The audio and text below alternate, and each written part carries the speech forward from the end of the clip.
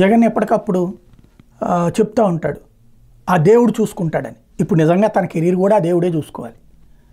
ఎందుకు అంటే రాజకీయ నాయకుడు రాజకీయమే చేయాలి. వ్యాపారస్తుల్లాగాను లేకపోతే కనుక అదేదో వ్యవహారాలకు సంబంధించినటువంటి కార్యక్రమంలాగా కూడా చేయకూడదు.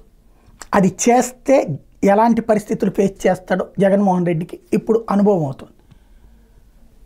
అదేది వరద టైంలో బోట్లతో బ్యారేజీని గుద్దైపోయారు, లక్షల మందిని చంపబోయారు.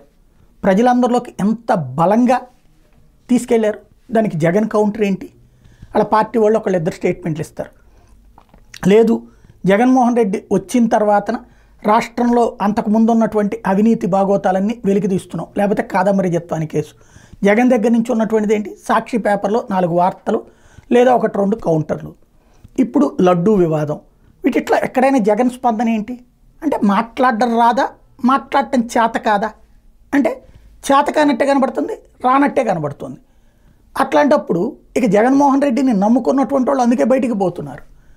జగన్మోహన్ రెడ్డి రాజకీయ భవితవ్యాన్ని ఓ పక్కన ఎలక్షన్స్ ముందు అందరూ కలిసి దెబ్బ కొడితే, తన సోదరు కూడా అవతలకి వెళ్ళిపోతే, తల్లి దూరంగా ఉంటే, ఇప్పుడు తన కెరీర్ మొత్తం రాజకీయ కెరీర్ మొత్తం వీధిని పడుతున్నా కూడా ఎప్పుడైనా ఆవేశం కసి వస్తే రాజకీయ నాయకుడు రోడ్డెక్కుతాడు, విషయం మాట్లాడతాడు, సూటిగా అడుగుతాడు, స్పష్టంగా అడుగుతాడు, నిలదీస్తాడు, పోరాడతాడు, తన మీద వచ్చే ఆరోపణలకి సమాధానం చెప్తాడు, ఎదుటి వాళ్ళ మీద ప్రత్యారోపణ చేస్తాడు, ఆధారాలు అడుగుతాడు. అదేమీ చేతకానటువంటిది ఏదో ప్రభుత్వ కార్యాలయం తరహాలో ఓ అధికార ప్రతినిధి వస్తారో ముక్క మాట్లాడతారు, లేకపోతే వాళ్ళ పేపర్లో రాసుకుంటారు.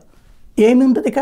కాబట్టి ప్రజల్లో అయితే చాలా బలంగా జగన్ అనేటువంటి వ్యక్తిని ఒక రాక్షసుడిగా చిత్రీకరించడంలో, ఒక సైకోగా చిత్రీకరించడంలో, ఒక దుర్మార్గుడిగా చిత్రీకరించడంలో ఖచ్చితంగా ప్రతిపక్షం సక్సెస్ అయింది. అప్పటి ప్రతిపక్షం ఇప్పుడు అధికార పక్షం అయింది.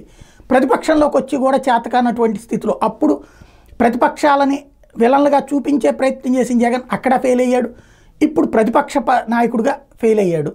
దాని ఇంపాక్ట్ జగన్ రాజకీయ భవిష్యత్తు, వైఎస్ఆర్ కాంగ్రెస్ పార్టీ రాజకీయ భవిష్యత్తుని దేవుడే చూడాలనుకుంటే